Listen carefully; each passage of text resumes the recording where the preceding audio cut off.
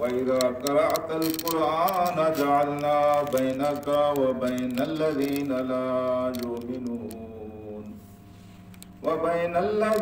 لَا يُؤْمِنُونَ بِالْآخِرَةِ حِجَابًا مَّسْتُورًا صدق اللہ العلی العظیم۔ رفقائے گرامی، جیسا کہ آپ پہلے سنتے چلے آ رہے ہیں کہ اللہ پاک نے جن لوگوں کی قسمت میں قرآن نہیں لکھا ہے وہ اس کو سن کر بدکتے ہیں، اکھڑتے ہیں، ان کو سکون نہیں آتا، بے چین ہو جاتے ہیں جب ان کے سامنے قرآن پڑھا جائے۔ خصوصاً وہ لوگ جو آخرت پر یقین اور ایمان نہیں رکھتے تھے، ان کے نزدیک سب سے زیادہ ناپسندیدہ بات حضور کریم صلی اللہ علیہ وسلم اور آپ کے اصحاب کی جو ہوا کرتی تھی وہ یہی تھی کہ جب اللہ کے رسول خود قرآن پڑھتے تھے یا آپ کے اصحاب قرآن پڑھتے تھے۔ مختلف طریقوں سے شیطان اس سرگرمی سے سخت نفرت کرتا ہے اور قرآن کے سننے والوں کے اوپر جب وہ قرآن سن رہے ہوں ان کے اوپر اٹیک کرتا ہے۔ یہاں دو قسم کے لوگ ہوتے ہیں، ایک وہ ہوتے ہیں جو قرآن کو مانتے ہیں اور ایک وہ ہوتے ہیں جو قرآن کو نہیں مانتے۔ قرآن کو ماننے والے بھی بالعموم قرآن مجید کو پڑھنا تو چاہتے ہیں، اس کو سننا بھی چاہتے ہیں، لیکن اس کو سمجھنا نہیں چاہتے۔ تو جو ہی قرآن مجید ان کے سامنے پڑھا جاتا ہے تو ایسے لوگ چونکہ قرآن کے اوپر تو کوئی اعتراض نہیں کر سکتے، پھر صاحب قرآن جو قرآن کی دعوت پیش کر رہا ہے، چونکہ وہ انسان ہوتا ہے، وہ خامی اور خوبیوں کا مجموعہ ہوتا ہے، اس کے اندر بڑی سی کوتاہیاں ہوتی ہیں، اس کے بارے میں شکوک و شبہات پھیلانا شروع کر دیتا ہے، مختلف طریقوں سے ذہن کے اندر وسوسے ڈالتا ہے کہ کوئی فائدہ نہیں ہے، یعنی اس سے تو بہتر ہے کہ پہلے جو میرے پاس جو علم ہے وہ ٹھیک ہے، یعنی کئی قسم کے وسوسے شیطان ڈالتا ہے۔ اللہ کا قرآن کہتا ہے یہاں تک کہ اس کے درمیان اور قرآن کے درمیان ایک حجاب ہو جاتا ہے، ایک پردہ ہو جاتا ہے مستورہ، جو نظر نہیں آتا، چھپا ہوا ہوتا ہے۔ اب آپ اس کو سنیں۔ ایک دوسرا اس کا مفہوم یہ ہے کہ اللہ تبارک و تعالیٰ قرآن کے سنانے والے کو دشمنوں کے شر سے محفوظ رکھتا ہے اور وہ لاکھ کوشش کریں جس کی اللہ حفاظت کرنا چاہے اللہ حفاظت کر کے رہتا ہے۔ دونوں مفہوم اس آیت میں بیان ہوئے ہیں۔ پہلے اس کا ترجمہ آپ سن لیں۔ اللہ پاک کہ وَإِذَا قَرَأْتَ الْقُرْآنَ، اور اذا مانا جب، قراتا آپ پڑھیں، القرآن آپ قرآن کو، جب آپ قرآن کو پڑھتے ہیں، جعلنا تو ہم بنا دیتے ہیں، بینک آپ کے درمیان، و بینہم اور ان کے درمیان،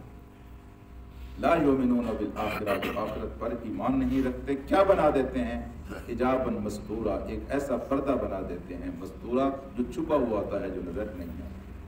یعنی جب ہی آپ قرآن پڑھتے ہیں تو ان کے درمیان اور آپ کے درمیان ایک پردہ حائل ہو جاتا ہے۔ صاف ظاہر ہے کہ پردے کے دوسری سائڈ پر تو کچھ نظر نہیں آتا، تو ان کو قرآن سمجھ نہیں آتا، وہ قرآن سمجھنا نہیں چاہتے۔ تو یہ پیچھے آپ سن چکے ہیں کہ جب ان کے سامنے قرآن پڑھا جاتا ہے تو ان کی نفرت میں اضافہ ہو جاتا ہے۔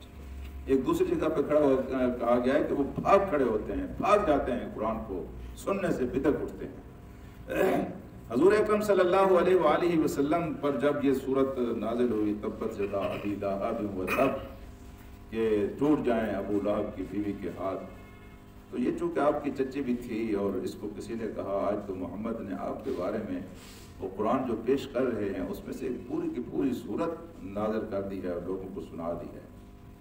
تو یہ اس وقت مرچاں کوٹ رہی تھی، کوئی نمک کوٹ رہی تھی، کوئی چٹنی کوٹ رہی تھی، بہرحال اس کے ہاتھ میں ایک لوہے کا دستر تھا جس سے وہ چیزیں پیستی ہے، کوٹتی ہے۔ اسی دستے کو یہ ہاتھ میں لے کر اٹھی اور اس نے محمد رسول اللہ صلی اللہ علیہ وسلم کو تلاش کرنا شروع کر دیا، یہاں تک کہ سین کعبہ میں حضور کریم صلی اللہ علیہ وسلم تشریف رکھتے تھے،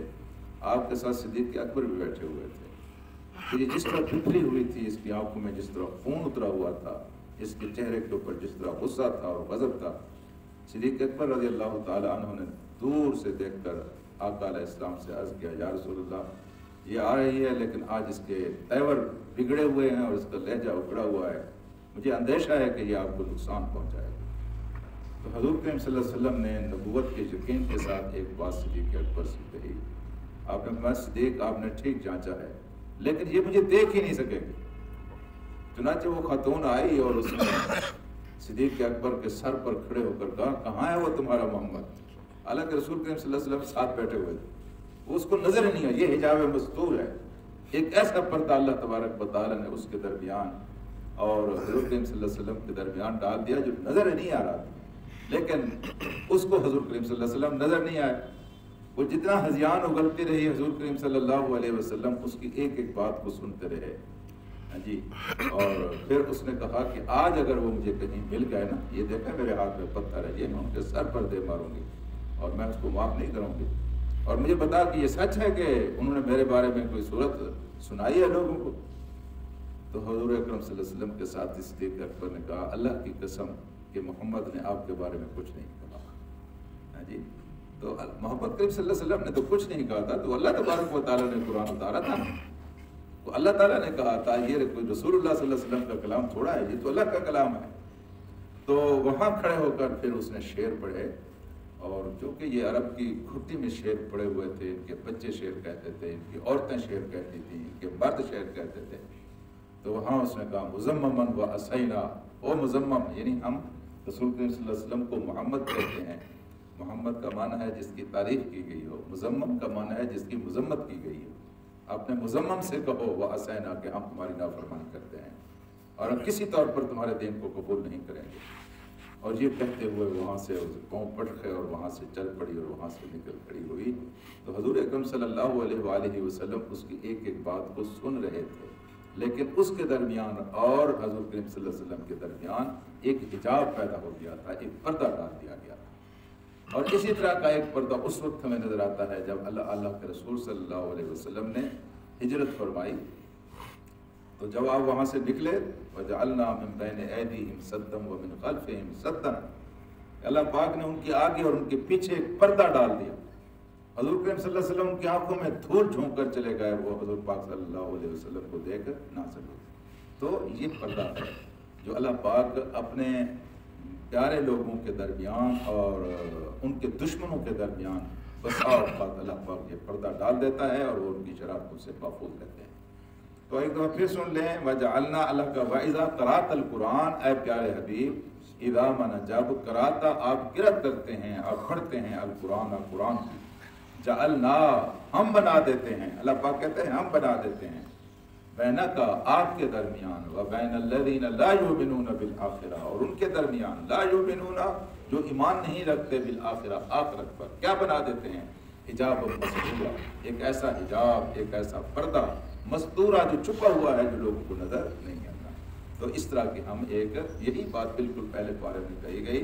وَجَعَلْنَا مِن بَيْنِ أَيْدِيهِمْ سَدًّا وَمِنْ خَلْفِهِمْ سَدًّا وَأَغْشَيْنَاهُمْ وَخَتَمَ اللَّهُ عَلَىٰ قُلُوبِهِمْ وَعَلَىٰ سَمْعِهِمْ وَعَلَىٰ أَبْصَارِهِمْ غِشَاوَةٌ، ہم نے ان کی آنکھوں کے اوپر پردہ ڈال دیا ہے۔ یہ وہ پردہ ہے جو قرآن کو سمجھنے نہیں دیتا اور قرآن کے قریب لوگوں کو آنے نہیں دیتا۔ اللہم صلی علی سیدنا و مولانا محمد۔